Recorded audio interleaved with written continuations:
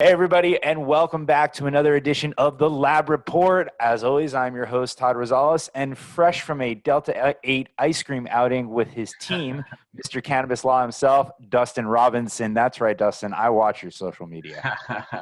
Good. Well, Delta 8's a big product right now, so it's I got a couple different clients that are working on some stuff. So I'm happy that you're following because there's some good information, good tidbits I have on that social media.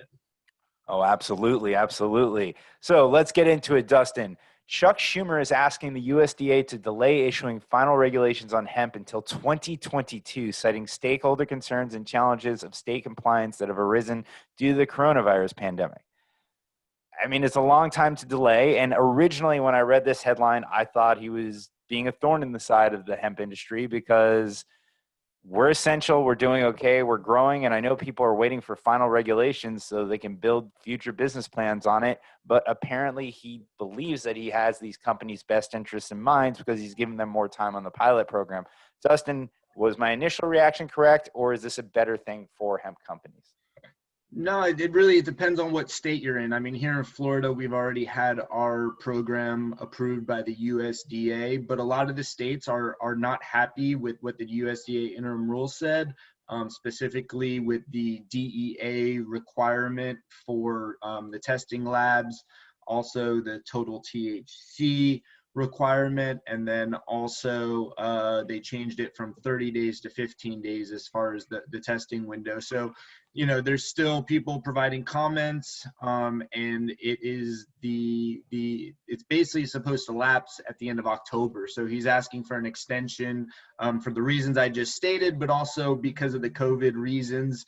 So a lot of the states are trying to just stay operating under the previous pilot program so that they don't need to comply with these USDA interim rules. So it's really those states that will be mainly impacted, and that he's doing this for the hemp industry. So I think this is a positive move from him, trying to help the hemp industry out and give us these states a little bit more time to figure it out. So we'll see where it all ends up. At the end of the day, eventually these states are going to have to submit their rules to the USDA, and they will need to get approved pursuant to the 2018 Farm Bill. So we're kind of just delaying the inevitable, but we'll see what happens. But here in Florida, we seem strong, and our program is moving along, so we shouldn't be too impacted by any of this.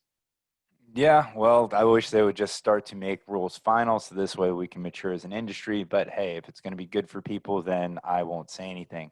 All right, it is earnings season, or lack of earnings season for a better term here. Canopy Growth, Tilray, and Columbia Care all recently reported earnings and reported losses equal to or greater than their revenue. Let me correct that, and we want to get into details here. Canopy Growth reported $110 million in quarterly revenue with a net loss of $128 million. Tilray reported a quarterly revenue of $50.4 million and a net loss of $81.7 million. And Columbia Care is probably the winner in the group because their loss was less than their revenue, but $33 million in quarterly revenue and $27.3 million in net loss.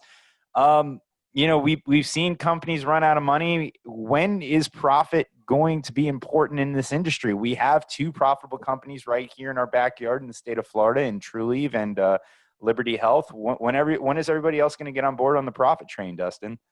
Yeah, profits have always been important to me, but they haven't always been important to investors. A lot of these companies just went out the gate and tried to gobble up as many assets as they can and grow top line revenue, and didn't really have a bottom line focus. With me, the way I am, I'm more conservative, and maybe that's the CPA and attorney in me, but I really like a business. The sooner you can show me profits and positive cash flow, the more secure I feel in my investment. And the investors are all starting to wisen up, and these companies like Canopy and Tilray are having a tremendous time raising capital right now. So I do, a lot of these companies are turning it around, and they're growing revenue, but geez, when you see losses in the amount of $128 million, that is just a very, very scary thing for any individual or any company or anything like that. So I think, the investors are starting to wisen up, and I think these companies really need to turn it around. And more importantly, these profits and cash flows are two different things, but certainly these profits reflect why some of these companies have such big cash flow issues, and now their debtors are requiring them to meet up their obligations. And when they can't meet up their obligations, the debtors, or the creditors, I'm sorry, they are the debtors, the creditors start taking control of the company. And that's what we're starting to see. A lot of these marijuana companies who are having cash flow issues, creditors are coming in and they're saying, hey, you're not meeting the terms of the loan. And they're essentially coming in and almost taking over these businesses. So not a good place. Profits always matter in my world. And I think in the cannabis world, the investors are starting to come around. It's about time they finally started to come around, because we want to see some good companies being pushed forward. While we're on the subject of capital, shout out to Spring Big, mainly because they're right here in our backyard, just raised $11 million. I'm sure they've got profit in their company because to be able to do that during the downturn. So thank you guys, just making the state of Florida look better and better and killing the reputation of the Florida man. But let's stay in public, or not in public, we're always in public. Let's stay in Florida here. For those of you who don't remember, last year, a great-grandmother was arrested at Magic Kingdom for having CBD in her bag. She's now suing Disney. Dustin, you happen to be a lawyer. What chance does she have at winning, and what does this mean overall for people being able to have CBD and other medical marijuana products on them?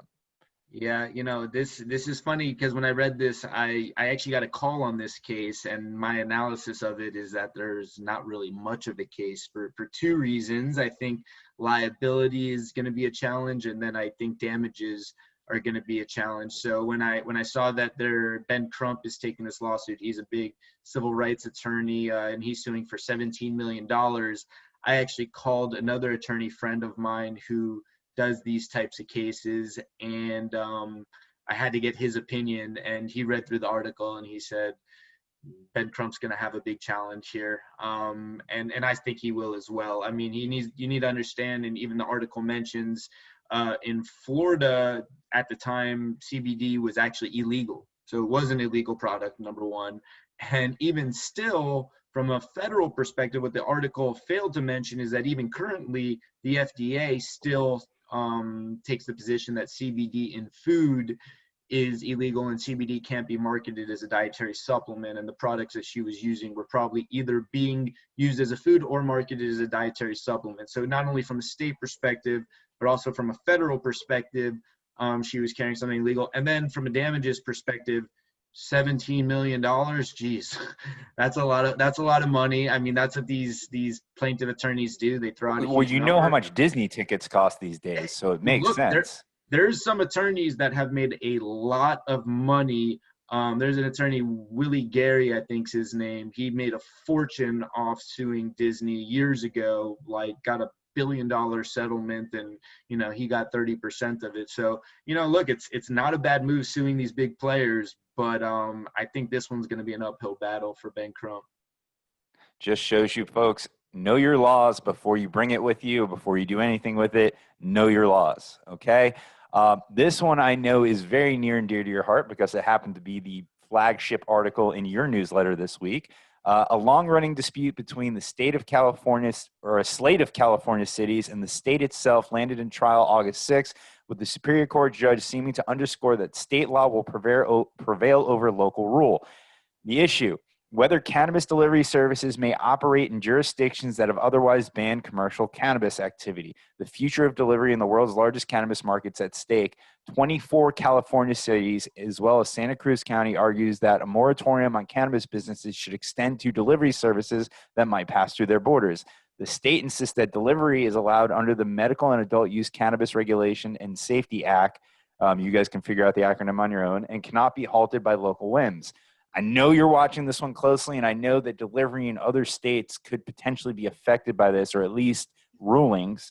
Talk to us about what this means for cannabis delivery as a whole, because I think this is going to be very important.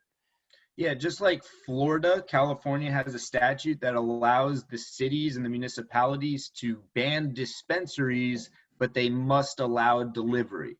And some of the municipalities just aren't happy with that. They're saying, look, if we don't want dispensaries in here, we also want the ability to say that delivery is not allowed in here. And in Florida, we have a statute that is very, very similar. And we have a lot of municipalities here in Florida that are banning dispensaries, but they cannot ban the delivery. And in Florida, we have a medical only market. So we have an additional layer there that really requires patient access. Out in California, they have a recreational and a medical market. Here it's about patient access. So, it's one thing if cities don't want to have dispensaries within their boundaries, but they should allow for delivery to happen. So I don't think the municipalities have much of a case here. I don't see this developing much further. But it is important for people that get into this industry to understand you don't only have a conflict, you have challenges with the federal and state law being in conflict, but then you also have the additional hurdle of dealing with the states and municipalities sometimes fighting with one another. Municipalities, they have home rule and they want to be able to regulate how they want to regulate.